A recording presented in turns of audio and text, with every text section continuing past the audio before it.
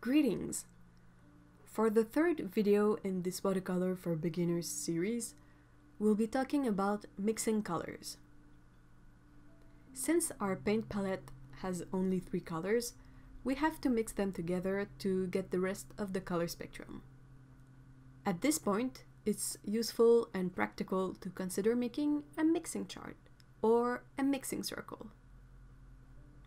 Doing this lets you try out the mixes beforehand and informs you about the colors that are available through mixing your current selection.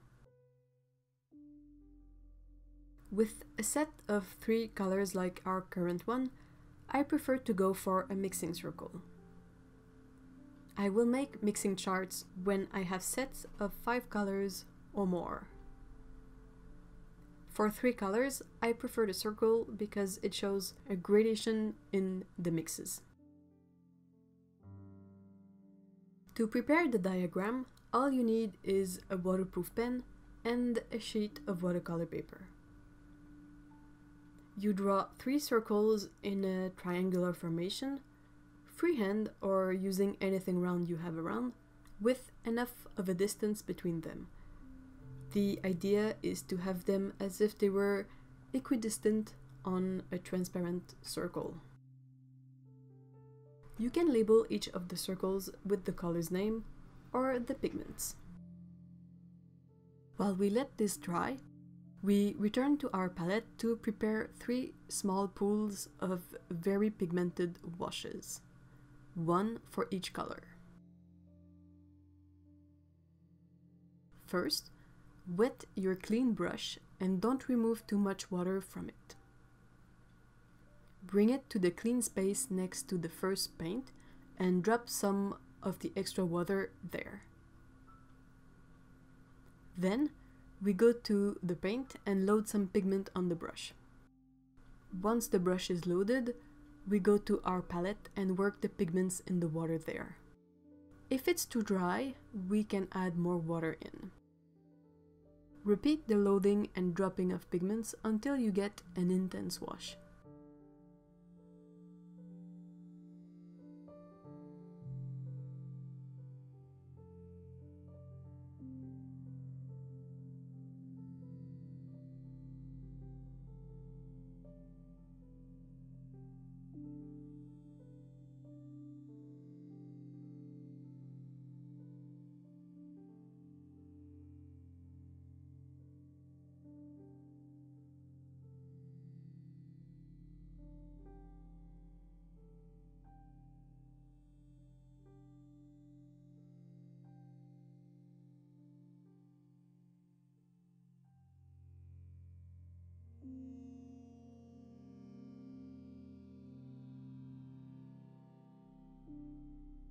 To test it out, rinse your brush clean and dab off the extra water that's in it.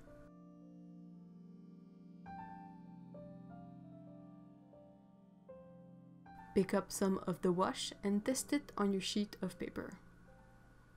If it's not vibrant enough, you simply have to repeat the previous steps until the wash comes out nicely.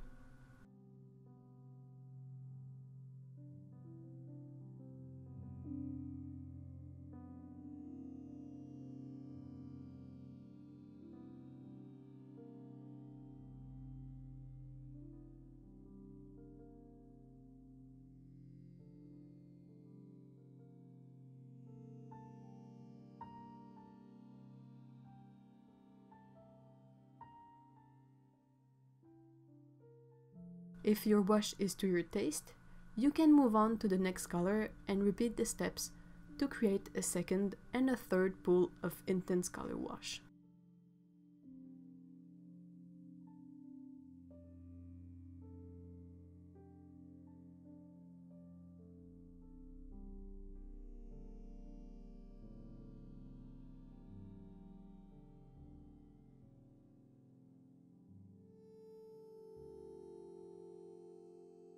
Once the 3 washes are ready and to your liking, it's time to mix them on the paper. Pick a first color, load your clean brush, and bring it to the first circle of our diagram. We want to color it full of the pure color, then we start bringing the color down towards another circle, either straight or on an arc. It doesn't change anything.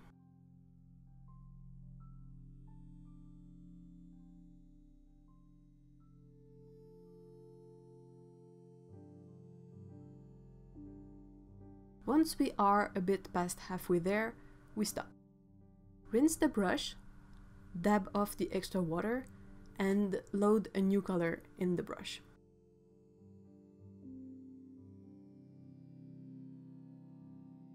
We go to that second circle, the one we were painting towards moments ago. Same thing. Paint a circle with pure color and then bring it towards our first color. When they start to overlap, that's when they start to mix. We can work the colors a bit so that they mix faster and better. That's one section done. Completing the circle is basically repeating this 3 times for the 3 sections.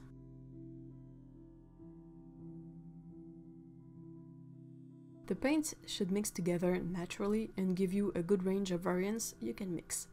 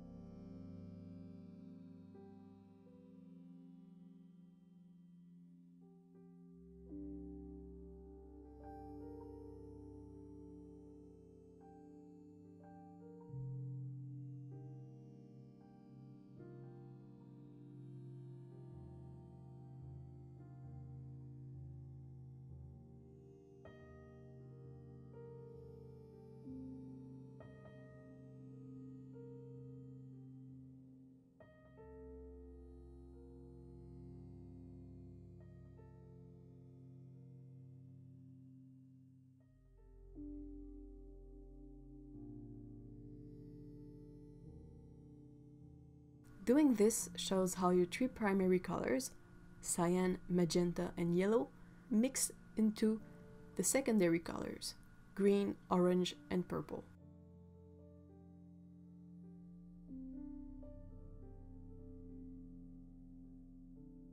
What about the other colors though?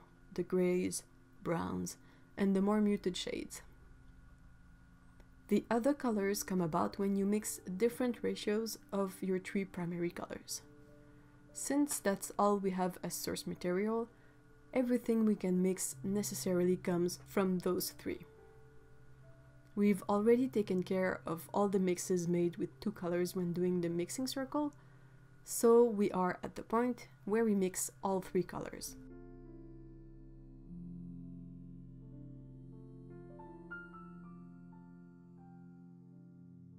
I suggest doing it in this fashion.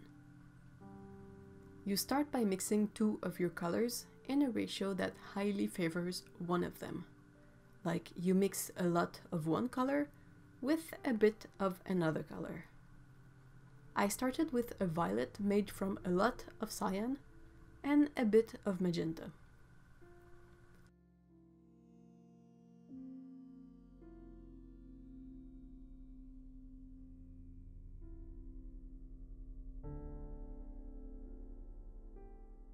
A general tip is to try and make your colors for the chart vibrant and not too diluted.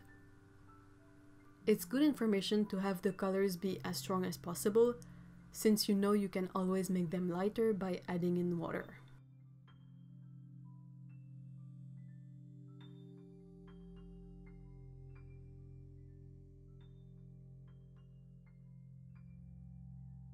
Then, you gradually add more and more of the third color, in this case the yellow, and you swatch each of the steps. It should give you a variety of more muted colors that you can mix from this base.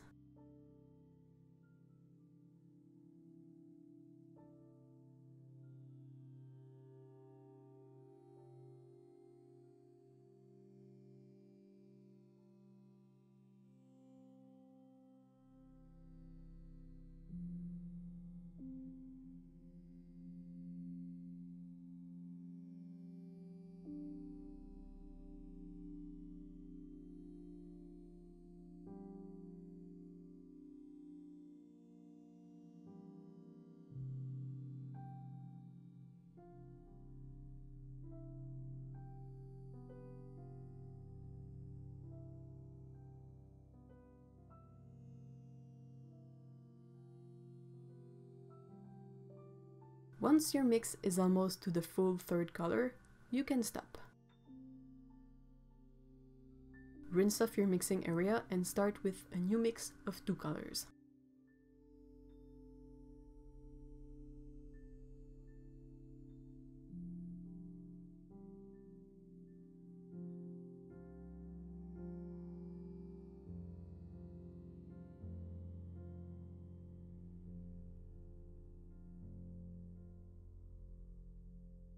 My second line is a lot of magenta with a bit of cyan, making it more of a purple color. Then, again, I start adding in yellow, a bit more each time. It gives me a very different range of colors.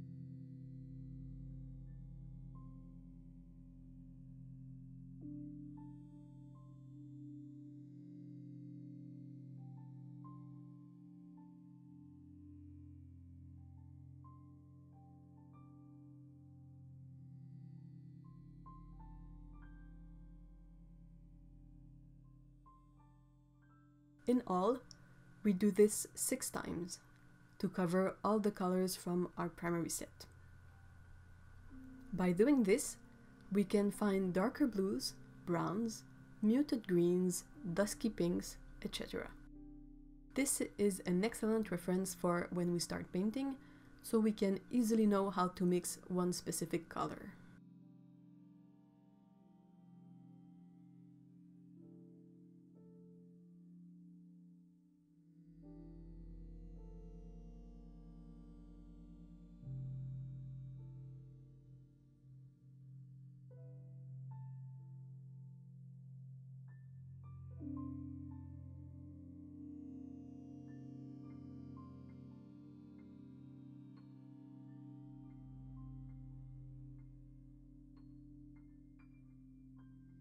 Another thing to try and mix is a good grey, or perhaps even a black.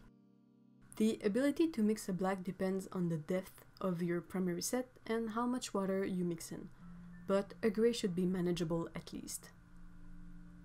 To do this, you can start from whatever mix you have going on in your mixing area. Try to find what it's closer to. In my case, it was a greenish mix. I went in and added more magenta in it. If your mixing area is clean, start by mixing 2 colors in there, then add the third one.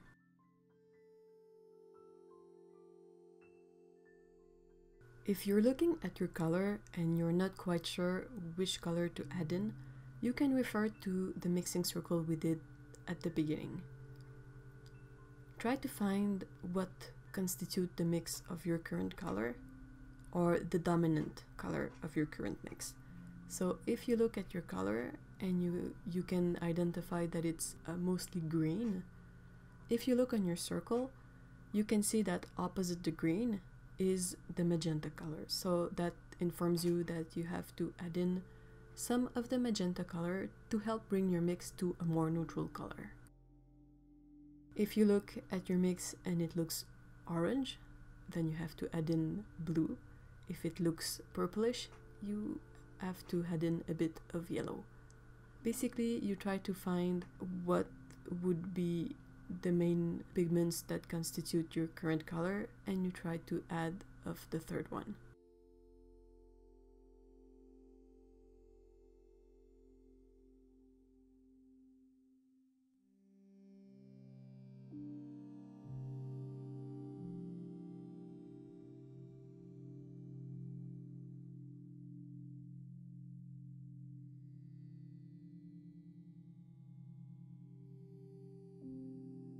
To reach a neutral color, it is not about mixing equal amounts of each color. I often find that I need a lot less yellow to get to a neutral than I'd need from the other colors. By swatching and adjusting, you can reach a color that is mostly neutral and relatively dark. It's a bit of work, of course, but it's a good way to learn and to mix a livelier color than a single pigment black paint.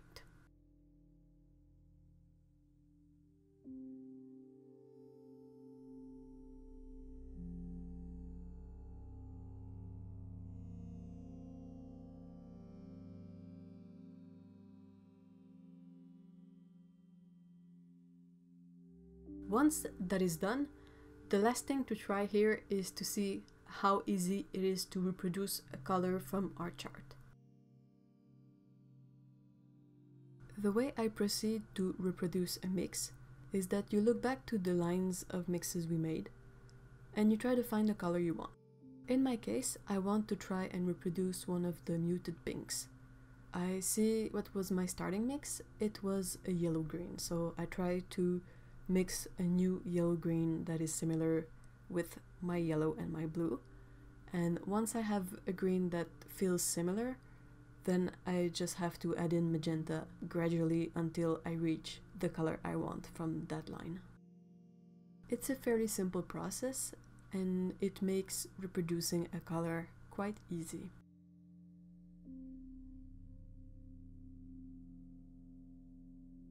I want to try and reproduce another color, this dark blue. So it's a mix that has the teal as a base, so that means a mix of mostly cyan and yellow. Once I have a satisfying teal base, then I can start adding in my extra color, my third pigment, the magenta. If you add too much of your third color in, you can always backtrack by adding more of the previous mix in it. So if I add too much magenta in this case, I have to go back and add a bit more blue and a bit more yellow to try and balance it out. It's generally a good idea to have a piece of scrap paper around when you're working with paint so that you can swatch your colors prior to painting. Since this is mostly practice work, I don't really swatch on another piece of paper. I will swatch directly on my paper and try to adjust if need be.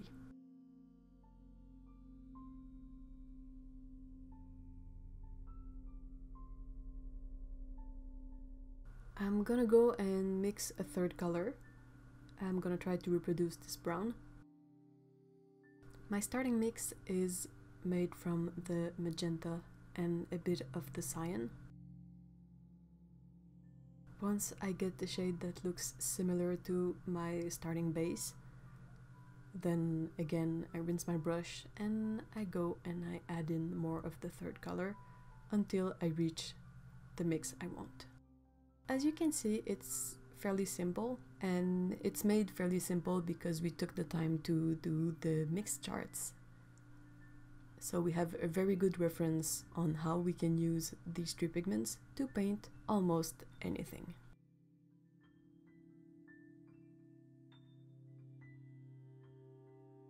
As we can see, our three colors from the lovely Sennelier sampler set, they really mix into beautiful vibrant colors.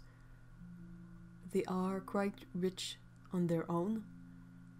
It's not a perfect primary because you can't really mix a red from the magenta and the yellow, but it covers most of everything you might need to paint. It also lets you work within a bit of a constraint, which often makes for the best experience for artists. I don't think these colors can mix into a truly dark black color, but they can get to a pretty nice dark gray that has a lot of depth and life to it. Personally, that's something I prefer to having a super dark black color. That pretty much covers the segment about mixing. If you have any questions, feel free to ask in the comments. Next week, we'll start putting all we've learned into action and paint things. Thank you for watching. Have a great day.